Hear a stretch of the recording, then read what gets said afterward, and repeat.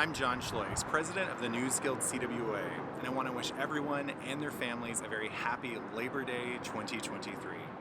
Our union represents 26,000 workers across media, labor, nonprofit, and many other groups. I'm here in Pittsburgh supporting our workers and our members at the Pittsburgh Post-Gazette who have been on strike for almost 11 months, trying to compel their employer to follow federal labor law and provide affordable health insurance for their families and their colleagues. In the last year, since last year's Labor Day, we've seen an enormous influx of action against employers who are violating federal law. In 2022, 21 NewsGuild newsrooms went on strike for fair contracts and many other issues. So far in 2023, 28 newsrooms have gone on strike. That includes the folks who are still on strike at the Pittsburgh Post-Gazette, but others like Insider in New York, who struck for 13 days to get a first contract that sets a standard for the industry. That includes the folks at TVO, that's the Ontario public broadcaster, with a lot of folks based in Toronto, who went on strike about 2 weeks ago to try and demand that the employer pay people a living wage and eliminate these precarious and temporary working conditions for many of their folks.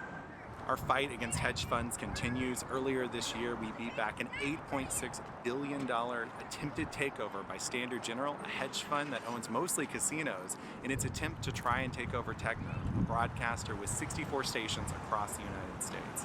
That win builds on a fight that includes efforts to fight back against Alden Global Capital and Chatham Asset Management, which owns McClatchy in the US and Post Media in Canada.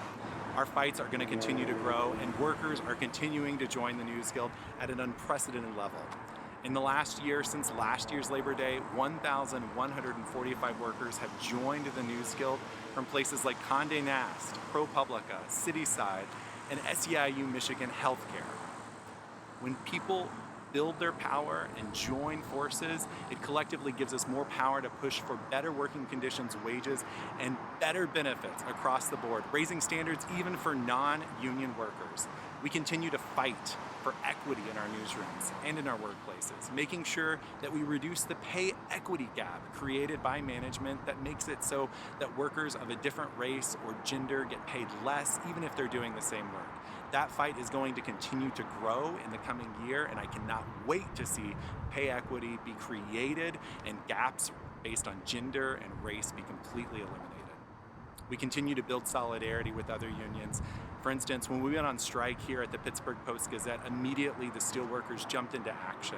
They gave us headquarters space to build our own strike operations, and they gave us cash to support the Striker Relief Fund so that workers and their families who are on strike could cover their rent, their mortgage, or groceries.